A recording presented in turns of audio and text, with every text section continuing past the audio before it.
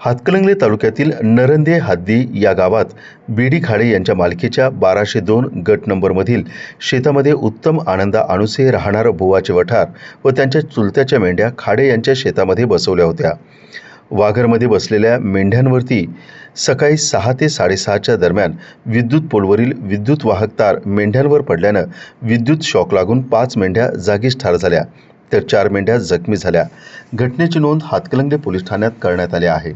घटनास्थळावरून मिळालेली अधिक माहिती अशी की उत्तम आनंदा अणुसे राहणार बुवाचे वाठार यांच्या मालकीच्या मेंढ्या नरंदे येथील खाडे यांच्या शेतात वाघरमध्ये बसवल्या होत्या।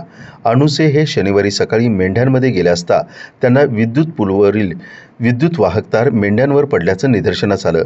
त्यांनी तात्काळ महावितरण कर्मचाऱ्यांशी संपर्क साधला। तत्पूर्वी विद्युत शॉक लागून 5 मेंढ्या ठार झाल्या होत्या तर 4 मेंढ्या गंभीर जखमी झाल्याचं निदर्शनास आलं। या घटनेमध्ये अणुसे यांचं जवळपास 1.5 लाखाचं नुकसान झालेलं आहे। घटनास्थळी हातकणंगले पोलीस व महावितरण कर्मचाऱ्यांनी भेट देऊन पंचनामा केला। या प्रकरणी अणुसे यांनी नुकसान भरपाई मिळावी अशी मागणी केली आहे।